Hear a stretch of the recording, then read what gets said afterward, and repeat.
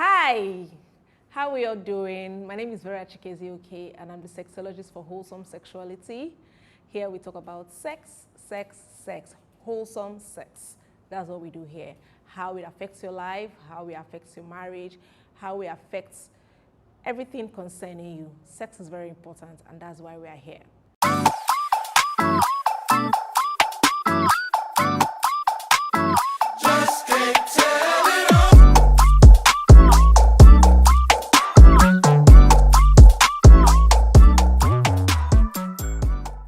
And we're back.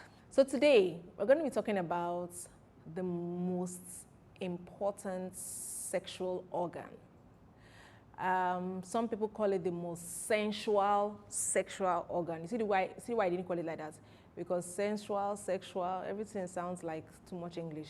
The most important sexual organ, the largest sexual organ, the organ that you cannot have sex without. That's if you don't engage it, you can't have sex. The most important sexual organ, the most sensual sexual organ is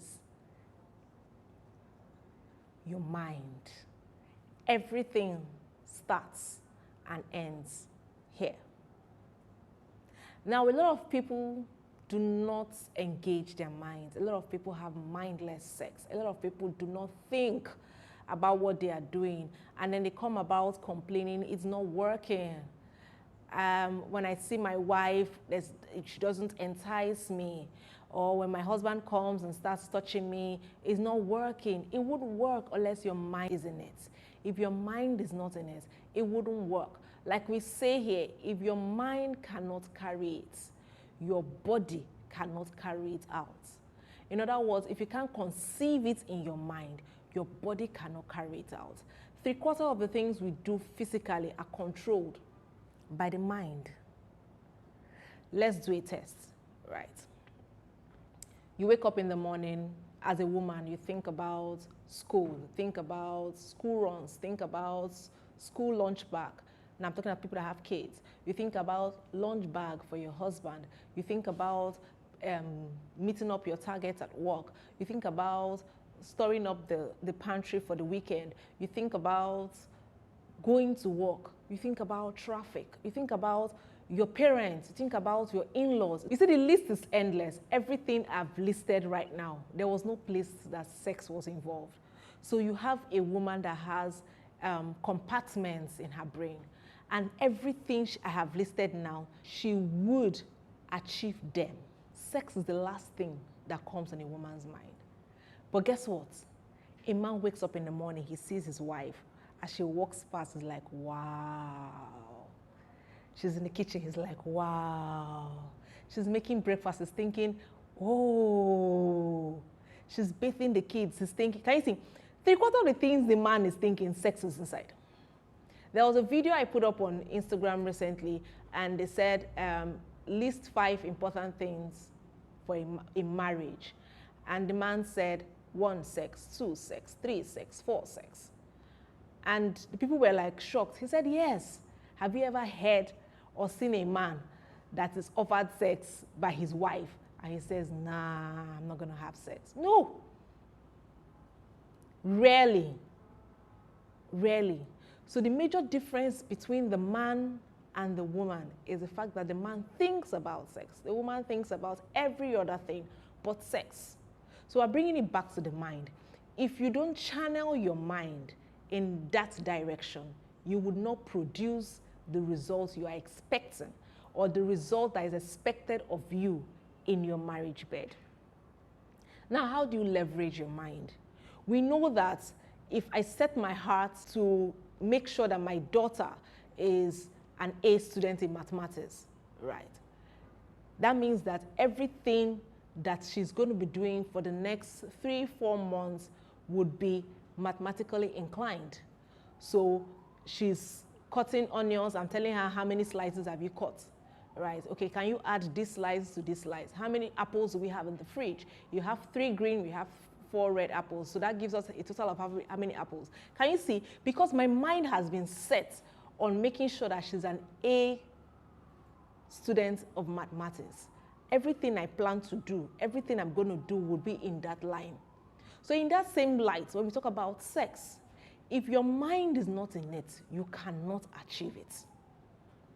You can't achieve it. So how do you leverage the power of the mind? A woman's sexual libido has said to be in many cases lower than that of the man. That's because she thinks about every other thing but sex. But you see, her libido is actually attached to her emotional states, her physical states, her mental states, her sense of acceptance, right? It's, does this person accept me? Does this person desire me? Does this person want me?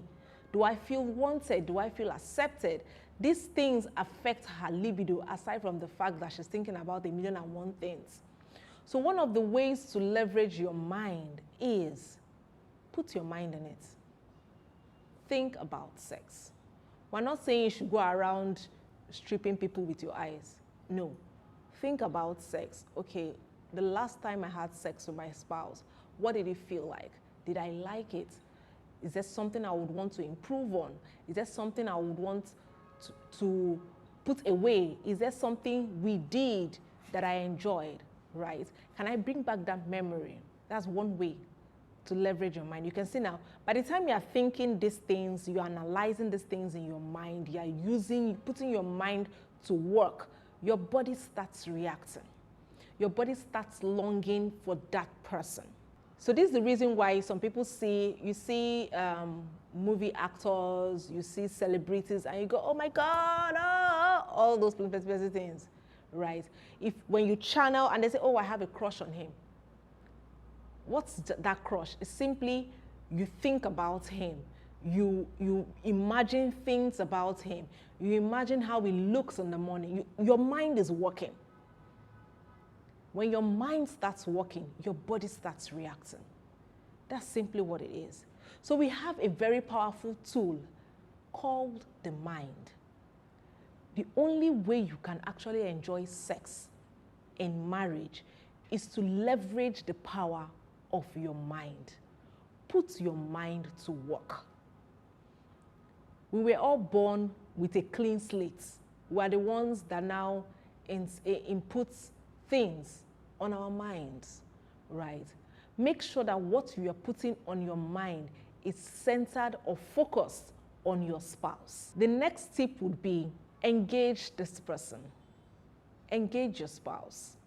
How do you engage your spouse? Send messages during the day. It's not somebody that you have blanked out all through the day and then you come in the night and expect the person to, be responsive. No, engage your spouse. Engage your spouse during the day. A phone call here, a phone call there. Sometimes I don't call my husband for a long period of time during the day. And when I call him, there's this, my wife has remembered that I exist. And I'm like, you not remember you have a wife, And then the conversation starts. And before you know it, we are laughing. We're excited to hear from each other, right? And then the body starts longing to meet this person. That's the way it works. Your mind. Put your mind to work. The first thing I said was think about sex.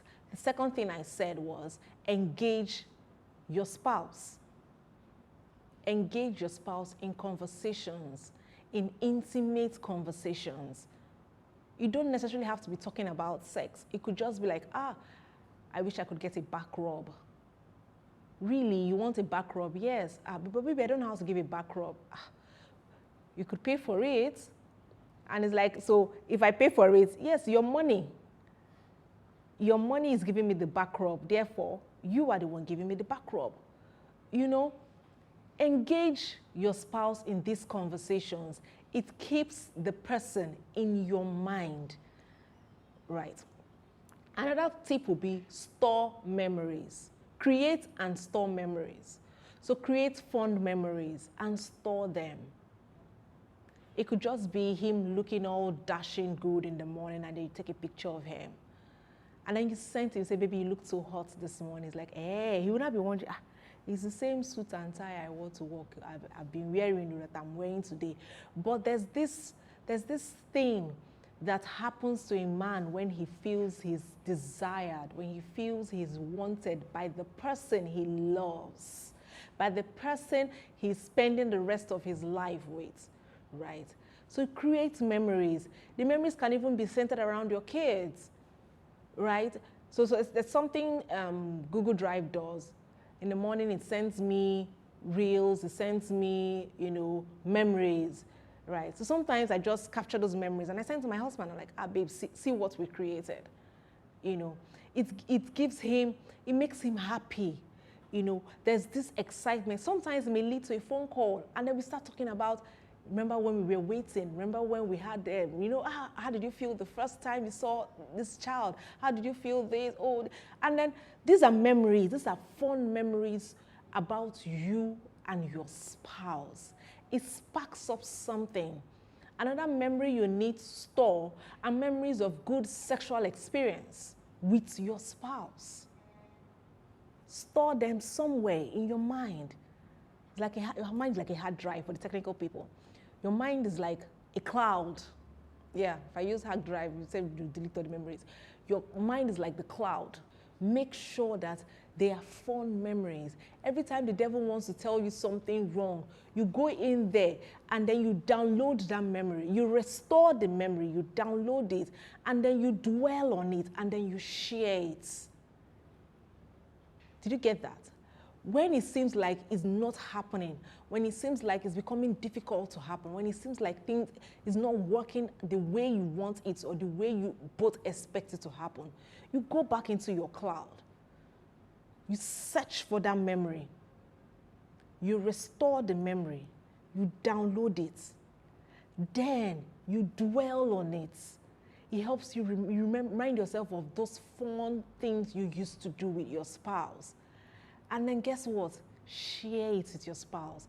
And then when you share with your spouse, you spend time reminiscing, spend time talking about these memories. Trust me, when you are doing all these things, remember that you are working on your mind.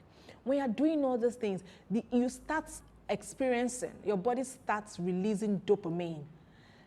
It's the anticipation hormone, right? Your body starts producing dopamine. That dopamine it makes you start longing to relieve those memories with this particular person, with your spouse. So imagine you have restored you've searched for a particular memory in your cloud, you've restored it, you've downloaded it, you've reminisced on it, you've shared it with your spouse. You see this process, your body starts longing to spend time with this person, right? Another tip would be take a fun trip. Because I won't call it a burden, I would say raising a family tells on the couple in that family. So either you get extended family members to help you out with the kids, right? Or send them to grandpa and grandma. Even if it's just a night out, take a fun trip together. Relieve those moments. Relieve yourself of stress. The stress in the world is too much. Relieve yourself of stress. Stress is a barrier. Stress is a barrier, it's a sexual barrier. When your body is stressed, when your mind is stressed, your body will be stressed. There's sometimes you want to do something, you can see this thing, you want to do it, but your body is just not moving to it. Your mind has disconnected from the body. Sometimes you just need to stop. Do something interesting with your spouse. And then you find out that this person starts warming up to you. This person starts warming up to your fancies. This person starts becoming more interesting to spend time with, right? So you see, everything starts and ends in your mind. The moment you tell yourself, I'm done, I'm not doing this again, your mind shuts down, your body shuts down. Your body would never react or go towards that thing that you have said that you're not going to do again because you have shut your mind. So guys, if you've not taken anything from this video, take this home. If your mind cannot conceive it, your body cannot carry it out. If you cannot conceive it in your mind, your body cannot carry it out. So leverage on the power of your mind and enjoy beautiful sexual experience with your spouse. Subscribe, like, comment, and share. We are liberal minded. Please share this content with people, because if you don't share it, people get to, see and dwell on dirty contents. Yes, I said it, because right here we give wholesome sexual contents. See you in the next video.